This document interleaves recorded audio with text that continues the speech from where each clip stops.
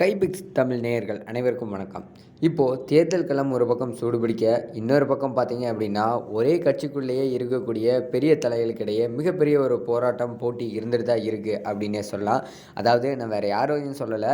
இதாவது இப்போ பாஜகவில் இருக்கக்கூடிய அண்ணாமலை அவர்களையும் வானதி ஸ்ரீனிவாசன் அவர்களையும் இவங்க 2 பேர்த்த பற்றி தான் சொல்கிறேன். அதாவது பார்த்திங்கன்னா, அண்ணாமலையை விட கண்டிப்பாக வானதி ஸ்ரீனிவாசன் அவர்கள் கோவையில் மிகப்பெரிய ஒரு ஆளுமை இருக்குது அப்படிங்கிறத யாராலையும் கண்டிப்பாக மறுக்கவே முடியாது. ஆனாலும் கூட வானதி ஸ்ரீனிவாசனே டீம் போட்டு அண்ணாமலையை முடிச்சு கட்டுறதுக்காக பிளான் பண்ணிட்டு இருக்காங்க அப்படிங்கிற ஒரு தகவல் தான் வெளியே இருக்குது. அதையும் பார்த்திங்கன்னா மூத்த பத்திரிகையாளரே தெரிவிச்சிருக்காரு. அண்ணாமலைக்கு வாக்கு சதவீத ரீதியாக பார்த்திங்கன்னா எதிரான சூழ்நிலை தான் கோவையில் இருக்குது. அண்ணாமலைக்கு எதிராக திமுக மட்டும் இல்லை, வானதி ஸ்ரீனிவாசன் அண்ணாமலைக்கு எதிராக தான் இருக்காங்க அப்படின்னு தெரிவிச்சிருக்காரு. அவர் வேறு யாரும் இல்லை, மூத்த பத்திரிகையாளர் பிரியன் தெரிவிச்சிருக்காரு. கோவை லோக்சபா தேர்தல் களம் இப்போ ரொம்பவே சூடு பிடிச்சிருக்கு. கோவை தொகுதி பாஜக வேட்பாளராக அண்ணாமலை களமிறக்கப்பட்டிருக்காரு. ஏற்கனவே லோக்சபா தொகுதி வேட்பாளராக திமுக சார்பாக கணபதி ராஜ்குமார் அறிவிக்கப்பட்டிருக்காரு. பலரோட பெயர்கள் இதற்காக சுற்றி வந்த நிலையில் சர்ப்ரைஸாக கணபதி ராஜ்குமார் அவர்கள் அறிவிக்கப்பட்டிருக்காரு. அதை தொடர்ந்து பார்த்திங்கன்னா அதிமுகவோட கோவை நாடாளுமன்ற வேட்பாளராக சிங்கை ராமச்சந்திரன் களமிறக்கப்பட்டிருக்காரு.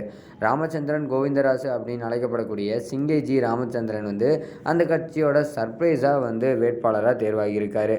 அதை தொடர்ந்து 2019 பொதுத் தேர்தலில் அதை கம்பேர் பண்ணும்போது கோவையில் அதிமுக, பாஜக, பாமக, தேமுதிக, தமிழ் மாநில காங்கிரஸ் சேர்ந்து வாங்கின வாக்கு சதவீதம் அப்படின்னு பார்க்கும்போது வெறும் 31% மட்டும்தான். ஆனால் திமுக கூட்டணியில் கம்யூனிஸ்ட் வேட்பாளர் வாங்கின வாக்கு மட்டுமே 46% இருந்தது. இப்போது திமுக கூட்டணி அப்படியே இருக்குது, எந்த விதமான மாற்றமும் இல்லாமல். ஆனால் பாஜக கூட்டணியில் அதிமுக, தேமுதிக இவங்க 2 பேருமே இல்லை அப்படிங்கிறது ஒரு மிகப்பெரிய ஏமாற்றத்திற்குரிய வருத்தமாக தான் இருக்குது. இருந்தாலும் கூட திமுக கூட்டணியில் மக்கள் நீதி மையம் சேர்ந்துருக்கு. இவங்கள்ட்ட குறிப்பாக சொல்லணும் அப்படின்னா 11% வாக்குகள் கோவையை பொறுத்த வரைக்கும் இருக்குது. அதனால் இன்னுமே திமுகவுக்கு மிகப்பெரிய ஒரு பலம் ஆயிடுச்சு அப்படின்னே சொல்லப்படுது. அப்படி இருக்கும்போது அண்ணாமலைக்கு கோவை கள நிலவரம் சாதகமாக இருக்குமா அப்படிங்கிற கேள்வி எழுந்திருக்கு. சரி, இந்த தேர்தலில் அங்கே கள நிலவரம் எப்படி தான் இருக்குமோ அப்படின்னு பலரும் மிகப்பெரிய குழப்பத்தில் இருக்காங்க. இப்படி இருக்கக்கூடிய நிலையில் மூத்த பத்திரிகையாளர் பிரியன் இது தொடர்பாக இப்போ ஒரு பேட்டியும் கொடுத்துருக்காரு.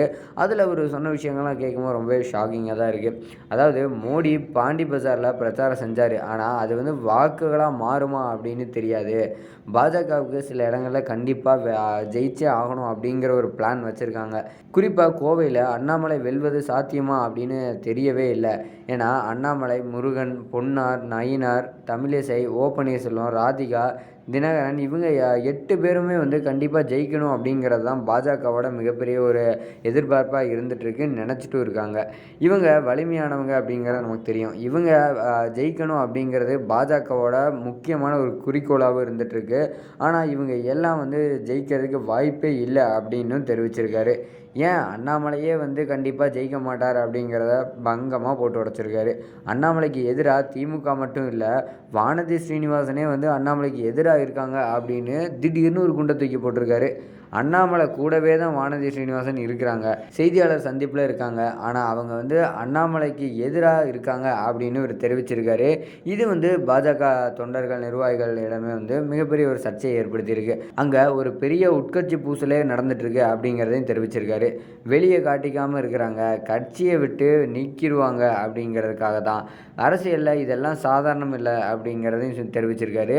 நீங்கள் ஆளுமையாக இருக்கக்கூடிய ஏரியாவில் வேற ஒரு ஆள் நின்னா விட மாட்டாங்க அப்படிங்கிறதையும் பட்டுன்னு போட்டு உடச்சிருக்காரு.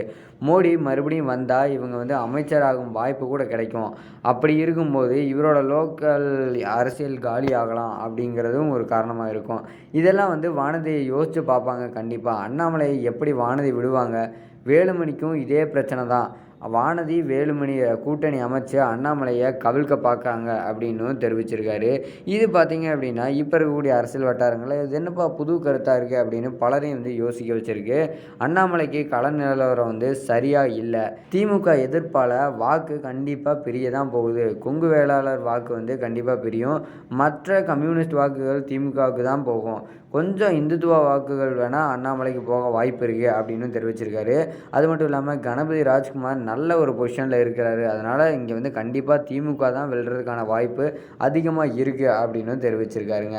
இப்படி பார்த்தீங்க அப்படின்னா பாஜகவில் ஒன்றுக்கு ஒன்றா இருக்கக்கூடிய அக்கா தம்பி அப்படின்னு சொல்லி இருக்கக்கூடிய அண்ணாமலையும் வானதி சீனிவாசனுக்கும் இடையில் இப்படி ஒரு பனிப்போரே நடந்துட்டுருக்கா அப்படின்னு எல்லாருக்கும் ரொம்ப ஷாக்கிங்காக தான் இருக்குது. ஸோ இந்த மாதிரியான அரசியல் காலத்தில் இருக்கக்கூடிய நிகழ்வுகள் எல்லாத்தையும் தெரிஞ்சுக்கணுன்னா கண்டிப்பாக நம்ம சேனலோட ஸ்டே டியூனாக இருங்க.